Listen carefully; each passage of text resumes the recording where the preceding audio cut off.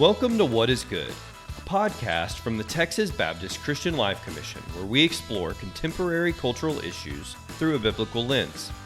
Micah 6:8 says that God has told us what is good, that we're to do justice, to love kindness, and to walk humbly with Him.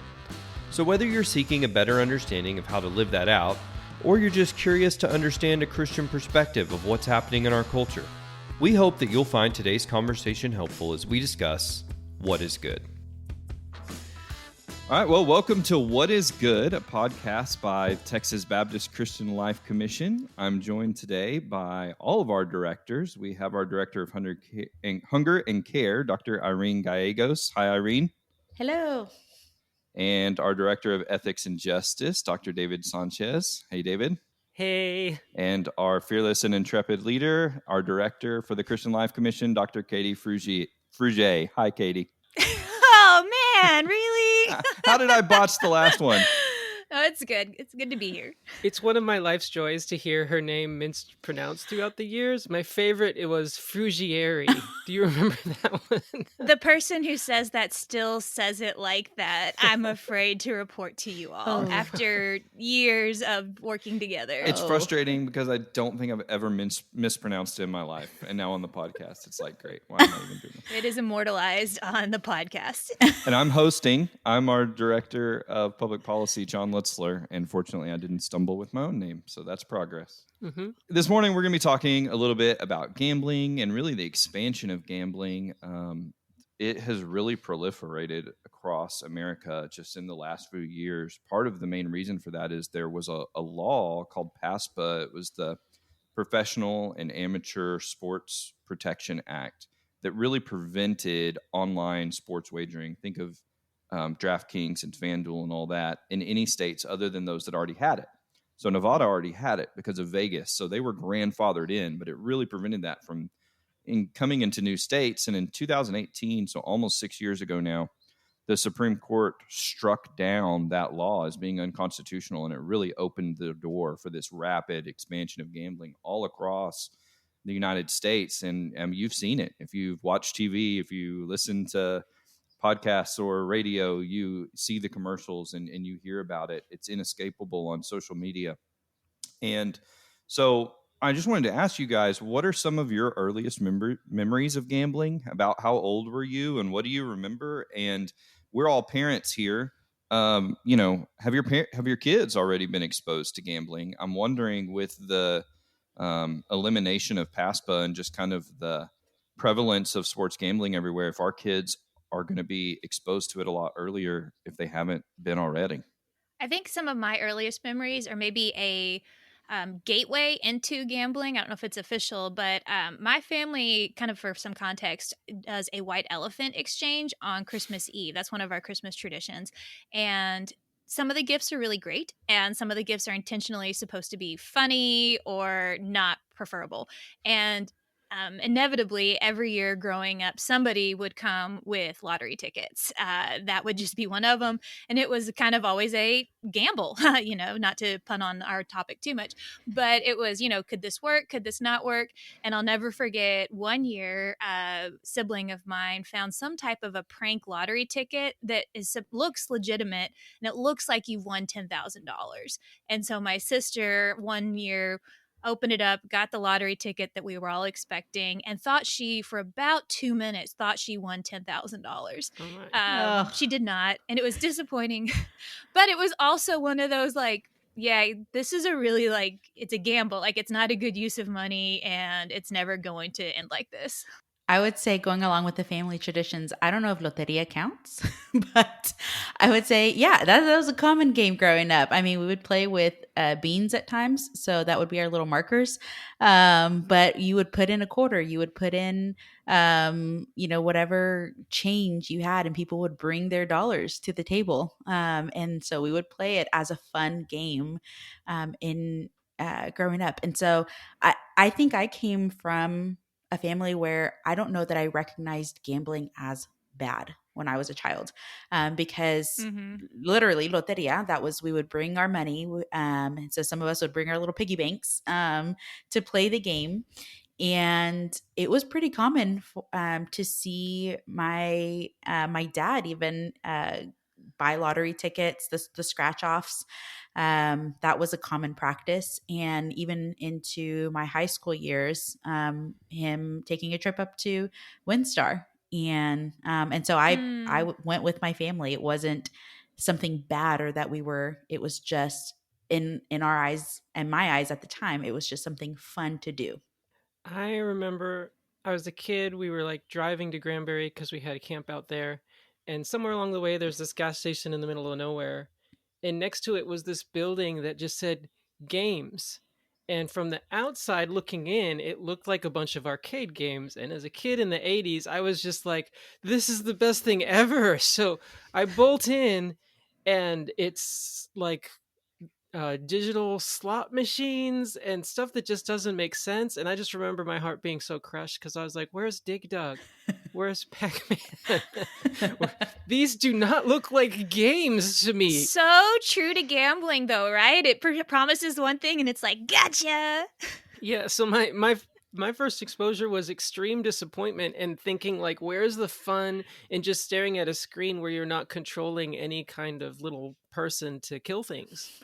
So that was Well, I'm glad you brought that example up, David, because we're going to discuss a little bit later kind of that targeting. I mean, there really is now like a teenage to legal gambling age kind of pipeline. They've tried to make those games more attractive, where the transition from what looks like a video game to gambling is more seamless. But I want to go back to something that Irene said a second ago, because she was talking about how, growing up, she didn't think of gambling as wrong. It was just something, and her family did. It was part of their culture. And so I want to go back to that and say, is it wrong, or why is it wrong, or is it always wrong? Because I think a lot of people feel that way. I mean, one of the core arguments in favor of expanding gambling anywhere in the United States is, hey, it's about individual freedom. The government doesn't have a right to tell us how to have fun. They shouldn't take away our personal choice in this area. And if I want to spend some money to go to a sporting event or a concert or the movies, how is that different than spending money gambling? It's just entertainment. And in Irene's example of, Lotteria with her family, yeah, everyone wagers and loses a couple of dollars, but isn't that just good, harmless entertainment? Why are moralists or Christians trying to tell us this is a wrong thing? So I try to combat that when I do public policy talk. I talk about some of the societal harms from gambling, increases in divorce and bankruptcy and domestic violence and stuff like that, in areas that have expanded gambling. But my question for y'all is, as Christians, why should we care? Why should we care if gambling is legal? Do you still see it as harmless entertainment? Or, have you heard some stories of people or their families being affected by gambling that have changed your mind on that? I would say, when I think of addictions, I have seen a wealth of substance abuse addictions in my family. I mean, alcohol, drugs, that was I don't want to say a norm, but it was something I was very much exposed to growing up within my household, within relatives. It was around me growing up.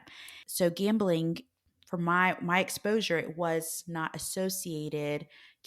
associated with, let's say, drinking.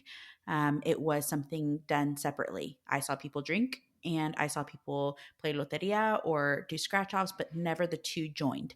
And so I think for me growing up, it was a form of entertainment. And I think that's where we have to consider, okay, independently, is a practice, is a behavior affecting us independently? Well, maybe not. However, what does it do to others? How does that practice impact others beyond ourselves? And so when I think of interpersonal relationships, let's say, thankfully by God's wonderful grace and my family, their determination, we have so many sober members in our family now. And going back to those who I saw and I witnessed in substance abuse addictions, many who are sober and clean in my family, and I'm so thankful for that. And in that mix of growing up around alcoholism or substance abuse addiction, I learned that there are just some behaviors and practices that people choose to do individually. However, when you have others in the room, or you think of society at large and knowing that others struggle with certain behaviors, then that's when you decide, okay, am I going to partake in such behavior or not? Am I going to contribute to this or not? And so I think similarly with gambling, there has to be that understanding that, okay, for me it might be a simple form of entertainment, but at large, what is it doing to the relationships that I have a touch point with, those around me, or society at large? And I do have a dear friend of mine whose brother had a gambling addiction, and that was something very, very harmful for their family. I grew up with, a sibling who had a substance abuse addiction, and truthfully stole some items from the house to pawn them to feed into that addiction. I know what that's like, and I know the harm and the trauma that brought. In a different realm, my friend had no idea what a substance abuse, alcohol, or drug addiction looked like, but her brother struggled with gambling and sold off items to feed that addiction. And so in very different situations, very different ways, but nonetheless an addiction, and something that I think we have to ask that question, okay, how does this impact me? But more so in loving our neighbors and loving others, how does this impact others, other families, and society at large? There's a passage in the Old Testament where God is speaking to the priest, and this isn't a verbatim quote, but it always stuck with me in high school, where he said something to the effect of, I want you to be able to decide between what is holy and what is common. And as God's people, I think that's our role, to be able to see what is common, and then what sets us apart as holy people, and how do we distinguish ourselves apart from commonality. So sure, like maybe playing scratch off or something like that isn't morally damning. You're not, I'm not going to say it's a sin for every single person who ever gambles, that it's morally wrong. But when we look at the whole of society, is it producing things that we would call or recognize as fruit of the Spirit, that would contribute to a thriving society, that would contribute to the kingdom of heaven on earth? I think the answer clearly is no. That where you see the expansion, where you see this this habit fed, the fruit of that is a negative impact on culture, on individuals, on people. So is it a moral wrong to do it one time or to have it fun every now and then as a form of entertainment? I'm not going to go there, but I would say from a policy, from a practice perspective, it's not going to help grow the kingdom of heaven on earth. And as Christians, that's our focus. Yeah, for myself personally, I think the challenge is asking where do I want to find my joy, and if for me, starting just with myself, like where does the joy of gambling come from? Is it the thrill of money and of wealth and of the chance of acquiring it? Is it just the thrill of, here I am doing something risky, and so I'm getting an adrenaline rush? You can do that by sharing the gospel with non-believers. Like, that is a risky adrenaline rush.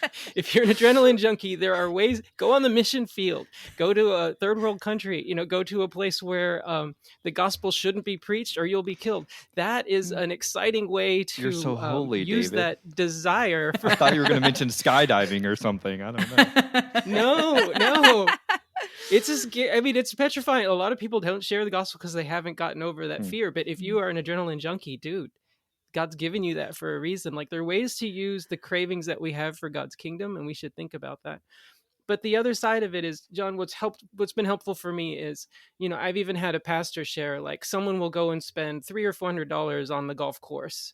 How's that different from spending $300 or $400 that you've budgeted, that you said, I can lose this money, so for entertainment, I'm going to try and lose this money at a casino. And, I have relatives who do it, and I don't go after them for that. But the flip side is, from the business side, the practices are just so predatory and they're so addictive. And even compared with alcohol, if you're at a bar, at some point, someone's supposed to realize, okay, you're drunk, I can't give you any more. If you're at a casino, no one's checking your bank account balance. No one's checking your credit card debt. They don't care. And also, this is my last little point here, but also, like, when you leave the bar, you left the alcohol. When you leave a casino, you've still got your phone. And the fact that, like, you can't escape, like, what if there was an app that you could just push a button and alcohol could be dispensed on your phone? How quickly would we try to get rid of that? So that's I rambled a bit, John, but that's my answer. No, that's good. And I appreciate you highlighting kind of the injustice aspect of it, the predatory nature aspect of it. I mean, y'all have mentioned the lottery a few times, which is one of the specific forms of gambling that's legal in Texas. It's actually run by the state, where the state chooses to be the bookie and take a cut. And we can see I've seen commercials. Sorry, I'm sorry, John. I just got interrupted. I've seen commercials for lottery tickets where it's like appealing to a family that this is a great way to get money for your kids for college. Oh, wow.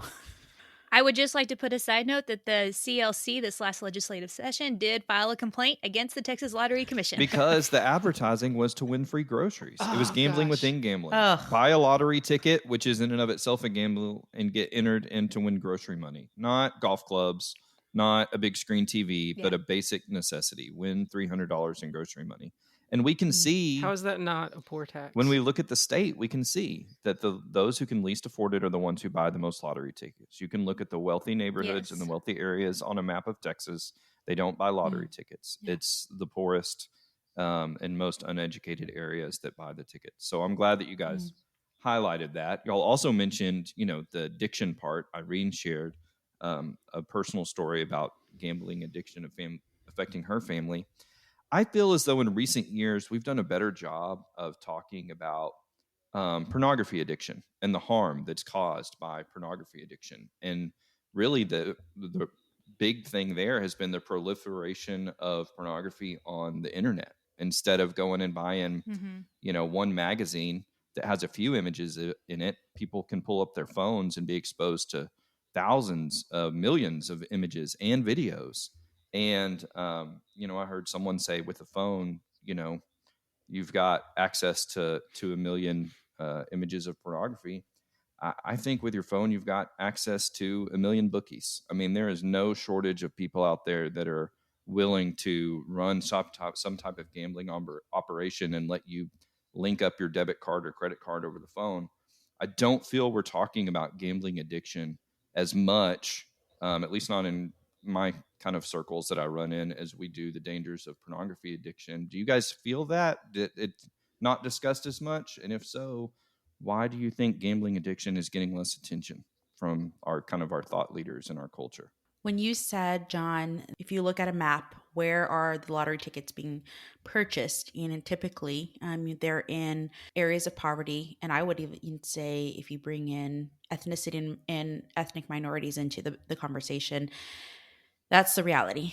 And I think in general, finances, it's still a little bit of a taboo topic among ethnic minorities when we talk about wealth even. And so within the last year, I've started listening to a podcast more so focused on finances and on wealth, financial health rather. And the podcast leader is very much says, he's thankful and proud to be Black, and he is specifically speaking to his Black community. And I remember multiple times my husband asking, well, where's the Hispanic leader in this?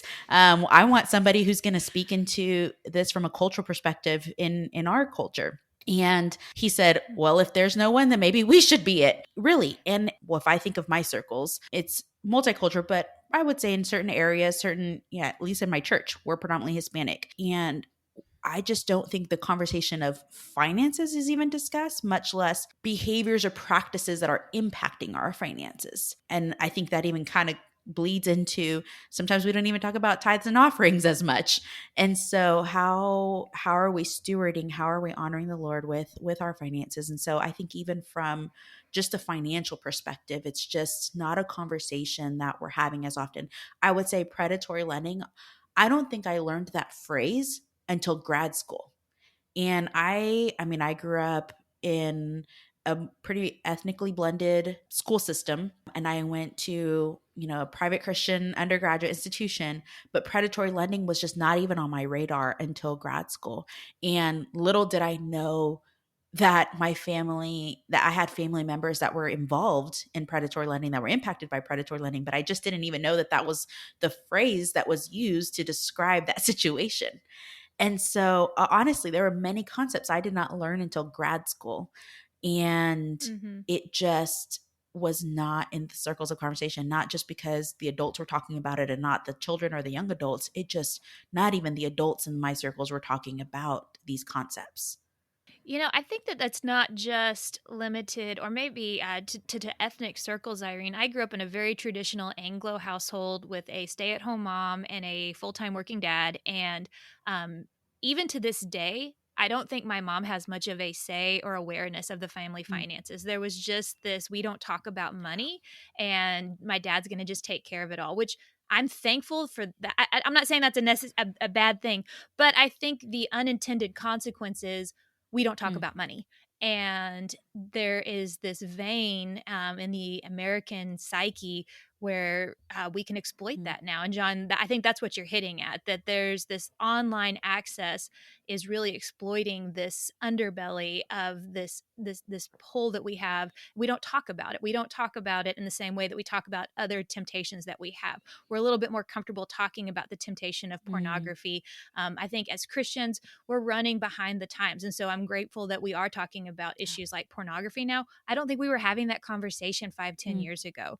And so we're behind the times on talking about the issues that our people in our pews are struggling with. So I would not be surprised if you did a poll at, First Baptist Church USA and found that there was a significant amount of people who were struggling with gambling addictions in proportion to people also struggling with pornography or substance abuse addictions, that we've got addiction issues, and our sinful nature, people are going to find ways to exploit that. And when we're not talking about it, that's where the cancer is going to grow. Maybe part of it also is just, sometimes what fuels our concern for what we talk about is what parents are concerned for their kids about. And I think right now there are other issues that are, in the political stratosphere that are just talked about more, that parents are more worried and Mm. concerned about, and gambling just doesn't come up because it's not going to be one of those issues that makes it onto, a big what's the word? Just headline. There we go. Interesting though, like I do think it's interesting here. My oldest is 12 years old, and from a very early age, she became obsessed, like all kids her age, with YouTube.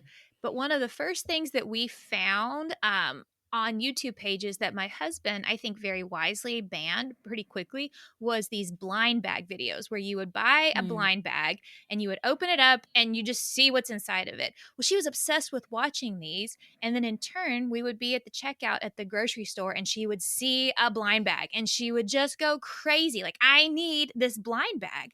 And we bought her one or two, but these things are not cheap. These blind bags can be as much as like $7-8 for a cheap, cheap, cheap little toy, right? These are not nice purchases.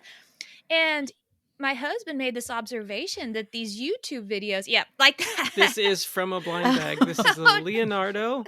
I found a way to look inside to be able to tell which one it was, so we only bought exactly 4 to get every 4 Ninja Turtle, but I know exactly Okay. what you mean. This Well, this is not worth $5. Yeah, exactly. And he was like, this is priming Mm. her for gambling. Like, this is childhood gambling at its best. She's watching these videos on YouTube, and now she's been conditioned to think, I need this $5 blind bag with a 50-cent toy in it. Mm. That's fascinating. And I kind of love where you guys have taken this into focusing on, why doesn't it get more headlines? Maybe we don't worry about it as much as we worry about things for our children.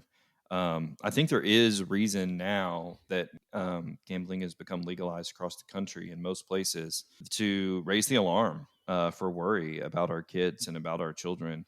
I feel like even kids who aren't technically 21 and legally able to gamble are being targeted by ads. Sometimes they get targeted because they can help share and like on social media and spread the message, even if they themselves aren't supposed to have an account. Sometimes they find ways to get around the age restrictions and be able to gamble. And I think it ties directly into a conversation about mental health. It's well documented that we are facing a mental health crisis in this country. And depression rates continue to rise, particularly among teens and young adults.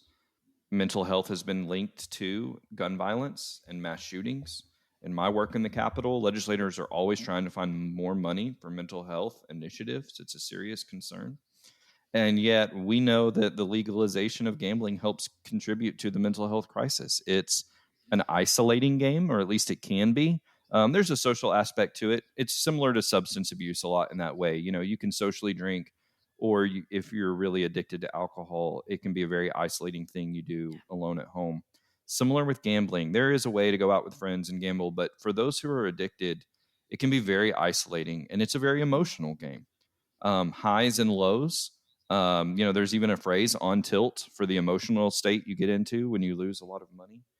And the National Council for Problem Gambling estimates that if we expanded gambling in Texas to casinos and or online sports wagering, an additional 600,000 Texans would suffer from a gambling addiction. The United Kingdom, which didn't have the PASPA law we referenced earlier, legalized gambling in their country a little bit earlier than us. And so they've got some studies going already. And we found that 8% of all suicides in the UK are linked to a gambling addiction. And so it's not just that it's creating a mental health crisis, but a health crisis that leads to suicide. And of course, we've got increasing suicide rates in the United States as well. So how concerned should we be about gambling contributing to the mental health crisis we already face as a nation? And is it in some ways like pouring gasoline on an already raging fire to legalize gambling? I think it absolutely is. And I think one of the most terrifying pieces to me in this whole conversation is how targeted it is to younger people who we know do not have a fully formed prefrontal cortex, which helps with impulse control.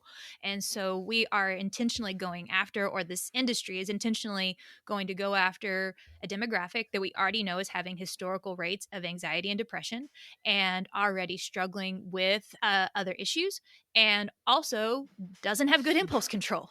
And so it's just adding, I don't know, fuel to the fire feels like an understatement to how serious this could develop into. It's just a powder keg ready to explode, I think. It's something primed to be exploited. And I think that's exactly why people like us need to be raising the red flag. I immediately thought of the phrase that we've been hearing lately, the great wealth transfer. And I think even if we're talking about targeting younger generations, we have this, boomers are transferring this wealth to millennials, to the generations after. And so I think even in that, there's just such great danger. And I think if we're thinking of the now, we're not thinking enough, and we have to consider what is the impact in the years to come. And so if we're already seeing really a mental health epidemic now, what does that mean for the years to come? And not just with addictions, but even if you want to consider the environmental changes and the impacts of the environment on mental health. I mean, there are so many just factors constantly changing day by day. And again, if we're focusing on God's kingdom on earth, well, what are we doing as believers to bring that, to usher in and show the presence of God? Going back to, are we conforming to the patterns of this world, or are we truly saying, no, we want to be that difference. We want to be that light. Yeah. And along with that, I feel a really important side related question to ask is just, in what ways is the church the solution to that? John, you're saying that these gambling addictions cause isolation. Like, the church is supposed to be a place of community, a place where you can come and share your struggles, and other people can look at you and smile and not freak out and not judge or condemn you. And maybe someone else will say, my struggle is the same, or my struggle is similar. And you can verbalize, say out loud what's been happening in the shadows and in the dark for so long. We need to realize that the church, that the gospel of Jesus Christ is the way that we have the way out of that darkness. I know that there's also lots of other treatments to go along with that, but nevertheless, just the way that the church can be a support. I think we need to realize this is a very unique time, that if this younger generation is feeling so isolated, this is the time to say, hey, come here, you will feel seen. That's great, David. I love the way you went with that. For a split second, I was nervous when you said the church was part of the solution, that you were going to talk about how churches they have an exception for bingo and raffles. And I was like, no, David, that's not the solution. That's not how we do it. This is the way. Let's a holy handout from I got nervous it's there different. for a second. It's different. It's from the Lord.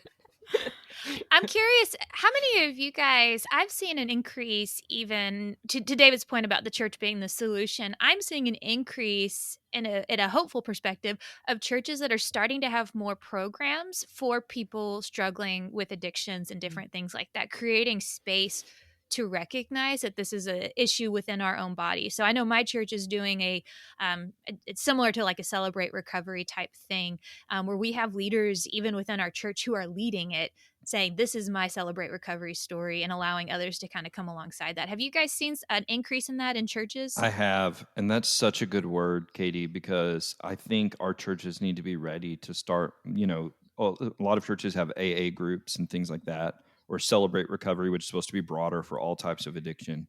There are Gamblers Anonymous groups too, just like there are AA groups. I think our churches need to be ready and prepared to start more of those and be available to broaden the types of addictions they reach.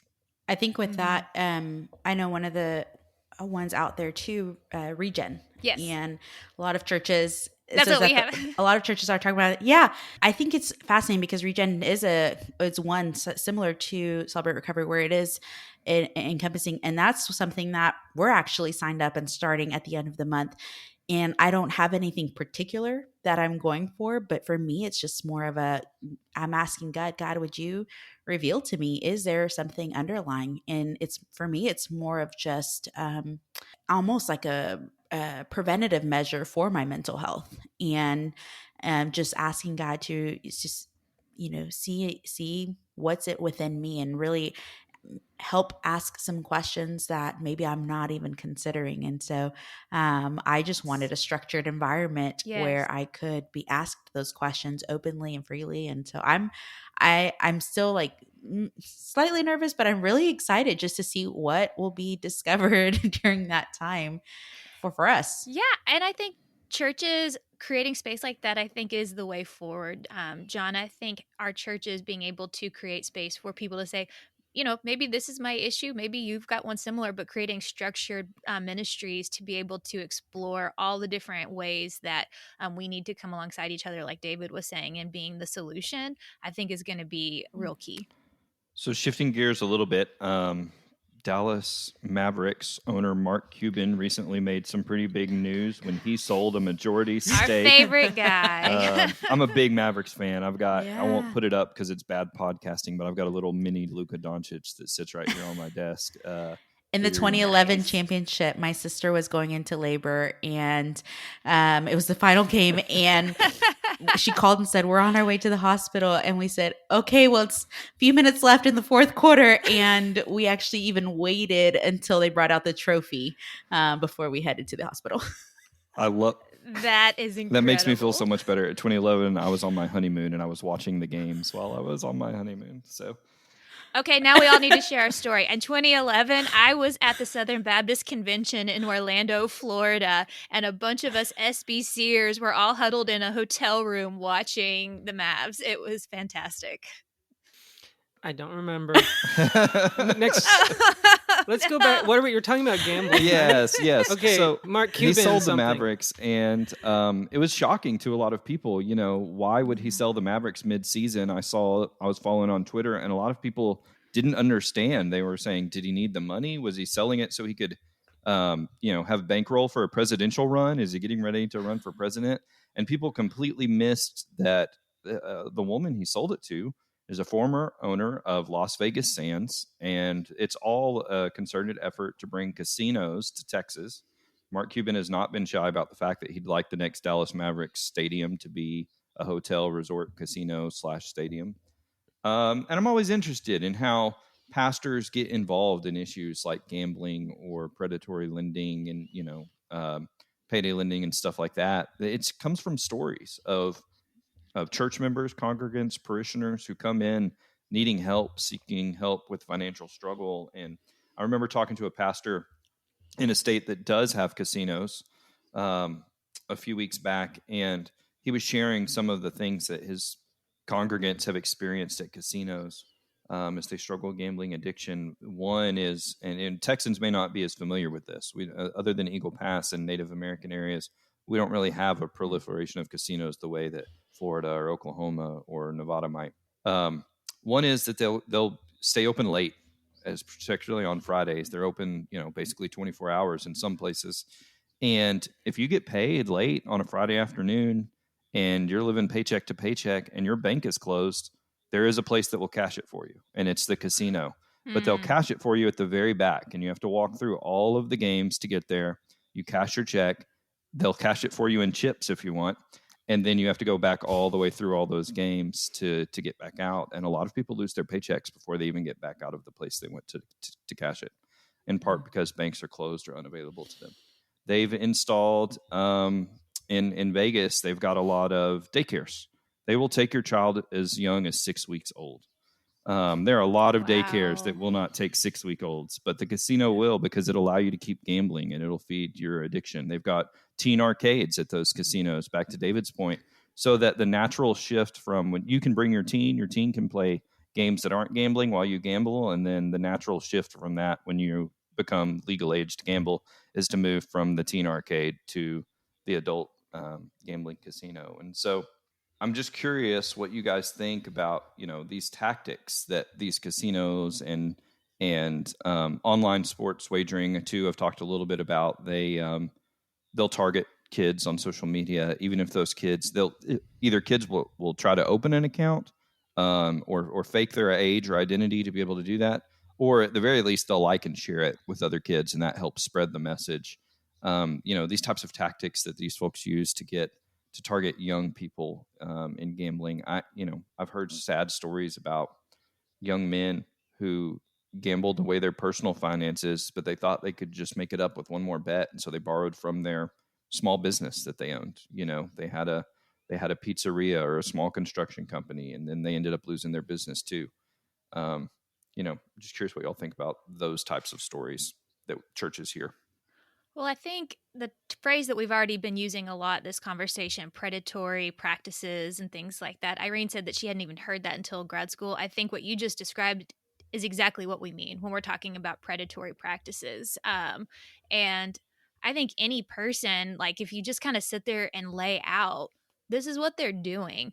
I think a general person could be able to say like, hey, this is shady. Like something in me says I've got a red flag here. This feels very much like it's trying to exploit something out of somebody, or it's taking advantage of somebody. And again, as Christians, that's when we start raising the red flag time and time and time again. Throughout Scripture, God's people are called to protect the vulnerable, speak on behalf of those who are being exploited. And if all the practices that you just described aren't exploitive, like I don't know what is. If that's the definition of predatory practices, is to prey on these exact things. So I think when I saw this question, I just thought, man, like how many times in the Old and New Testament did God tell his people to protect the people around them who are being exploited or who are vulnerable at being exploited? This is exactly the lane that God told his people, I want you to be in right now. I'm really glad that we're talking about this on the podcast because, why is it that we have so much information on what's the e-cigarettes? There's the other one that I'm thinking of, vaping. Yeah. Oh, vaping. Why is it that we are so big about talking about vaping, and there's big controversies about the fruity flavors that they're offering? Well, it's because it's targeting younger audiences. It's targeting teenagers. They're making it pleasing and delightful. You talk about marketing there, there's just so much effort involved in targeting a specific audience and including younger audiences, youth. And so why going back to even what David said, why is it that gambling's not hitting the headlines? Why is it something that it's not discussed? And I'm thankful that we're bringing a voice to it, because it is something that has to be called out, named, discussed, because it's not being done in many circles. It's not something that's widespread. And so I think that, again, maybe we're unaware of some of these practices. I actually had not even heard about daycares being offered within casinos. I think that's outrageous. And I think if more people knew about it, they would think it's outrageous.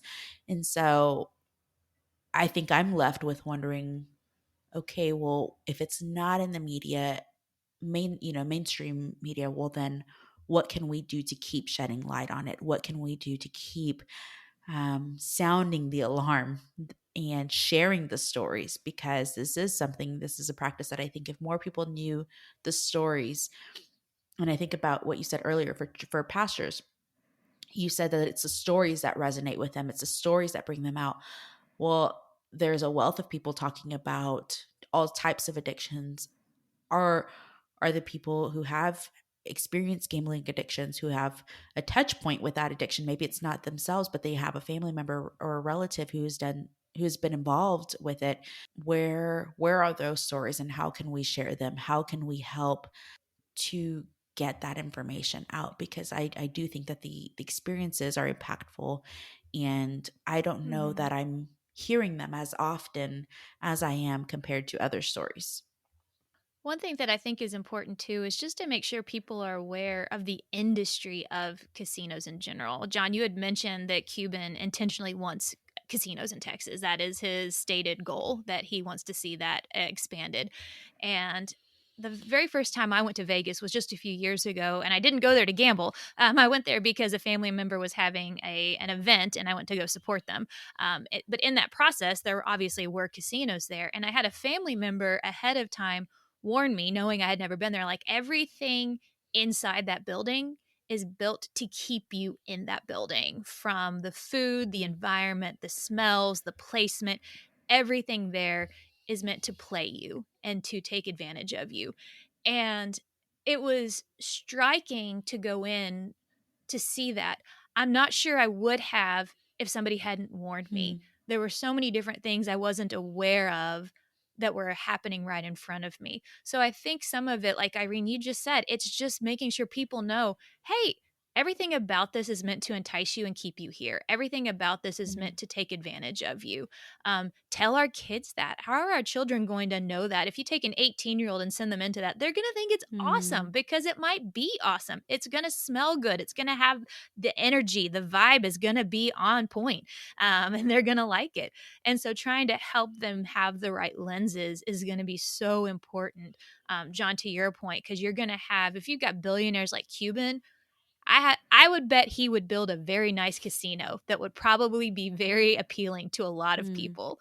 Um, and so we're going to have to talk about it Mm. more. Yeah, that's good. I want to close our conversation on this topic by talking about what the Bible says about gambling, specifically about actual gambling. The Bible has a lot to say about caring for the least among us and injustice and not exploiting the poor and all of that. But actual specific instances of gambling, there aren't a whole lot of them. One of the ones that come to mind is in Judges 14, when Samson makes a wager with his new in-laws at their wedding feast that they can't solve a riddle he's come up with about honey that he ate out of the carcass of a lion he killed. And his wife tricks him into giving the answer, or begs him to give the answer, and he does. And when they solve it, he owes 30 sets of clothes because that's what he bet. Now, of course, he doesn't have the ability to pay his debt. He doesn't have those 30 sets of clothes. So he goes out and kills 30 men and steals from them to pay that debt. One of the few instances we have of gambling, I guess, there, with a little friendly wager amongst family at a wedding feast. But lots are mentioned a lot in the Bible. A Friendly friendly wager wager. where 30 people die at the end. Um, lots are mentioned a lot in the Bible. Lots are cast to Joshua, I'm sorry, cast lots to determine where the 12 tribes of Israel are going to settle in the new land of Canaan. And we know that in Acts chapter 1 in the New Testament, after Judas's death, um, the remaining disciples cast lots to decide to determine who should replace him. And Acts 1 tells us that the lot fell upon Matthias. And lots are mentioned a lot in the Old and New Testament as ways to determine God's will and divine God's will. And so I'm curious to hear from y'all, particularly David and y'all all have PhDs. I don't. Let me hear from our New Testament scholar here.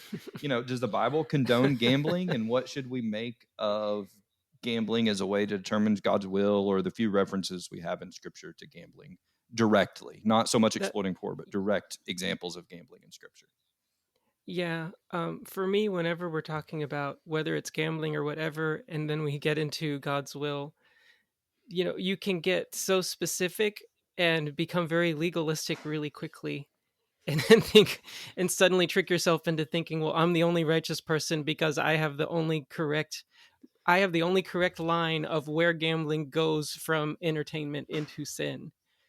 um, I think when we look at scripture and issues like gambling, which are honestly kind of gray area issues, is there a command, John, that says thou shalt not gamble?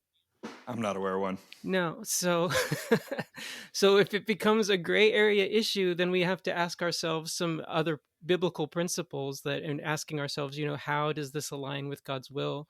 So I'm going to be asking myself, when it comes to any particular thing, whether it's gambling or a substance or even the entertainment I get online, I'm going to be asking myself, how is this affecting the faith of the believers around me? Is this something that threatens to have mastery over my own life? If it is, then even if it's something that someone else could do perfectly fine, then for me it would be a sin. I've made the illustration many times that there was an app on my phone that I used to play morning to night, and it had become my god.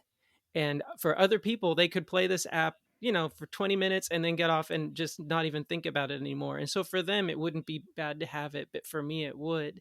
I think the fact that gambling is something that can be addictive, then for each person, you need to be asking, like, is this something that threatens to have mastery over me?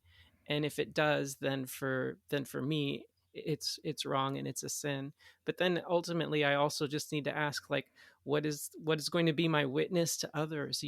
If I am at a point where I'm getting a lot of enjoyment out of getting more money, what kind of witness is that to the world of the joy that we have in Jesus Christ and the kingdom that he offers us, which is not of this world, which is supposed to be so wonderful that we would sell everything that we have to get?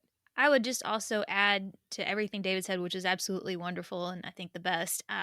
But there's a lot of things that scripture makes reference to or describes. There's rape, there's incest, there's murder, there's genocide, there's slavery. And it's not shy about talking about when God's people participate in those activities. It's not condoning it either. It's not giving a moral judgment. It's just saying this is what happened. And I think we need to be aware of that when we're talking about something like gambling. If somebody was to use the casting of lots to defend gambling, I think that they would be stretched pretty thin on their exegetical faithfulness to be able to defend it. I don't ever see in scripture where it's saying this is what they did and this was good. There are times where you see maybe God is able to work through that, but he works through my sinful faults all the time still. And that's not validating or condoning my sin. It's highlighting how powerful and good God is to be able to work through something despite my best efforts to destroy it. So yeah, I think that there's just something we also need to be aware of with that. We don't really hear much about Matthias's ministry after that point, do we? You know what? I actually had a seminary professor tell me that was wrong of them to cast lots, and that it was supposed to be Saul/Paul as the next apostle if they had waited for God to show his appointment and not cast the lots. All right. Well, thank you all for a healthy and I hope helpful discussion on this topic of gambling today. I hope that, if in nothing else, we got the conversation moving and got the topic on people's minds and helped folks think through this topic and be more aware of what's going on with this. And I'm thankful for you all on that. All right. So, our podcast is called What is Good? And at the end of each episode, we want to be sure to highlight something great that's going on in our lives, or maybe something positive that you've heard in the news. So I'll start with you, Irene. What is good this week? This week, our 7-month-old slept mostly through the night. We have gone 2 nights in a row now without a nighttime feeding, and that has been fantastic. And I credit Katie for encouraging me in that. I love it. I'm so happy for you guys. Yay. So good. How about you, Katie? What's good this week? Okay, so this week I have been learning how to sew. If you go out to my living room right now, it is an explosion of all sorts of fabrics and things. We are making custom Roman shades for our nearly 100-year-old house. And there is something so rewarding to start with nothing and see a piece of beauty come into fruition.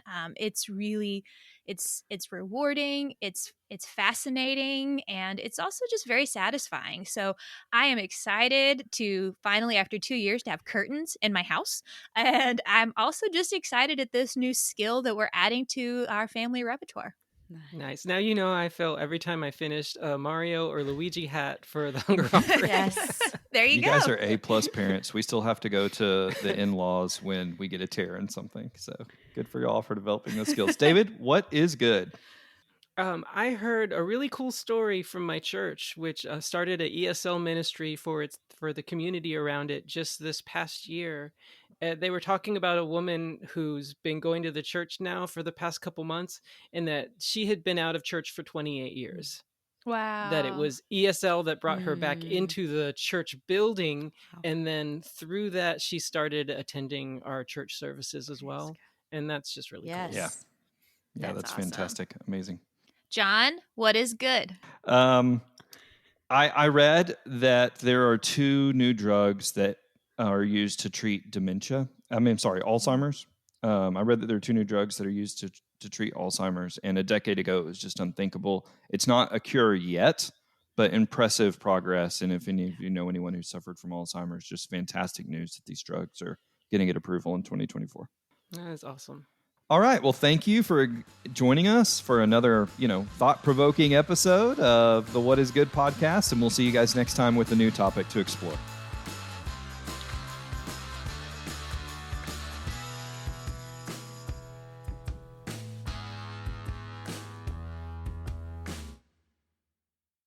Now we're recording, but we haven't officially started.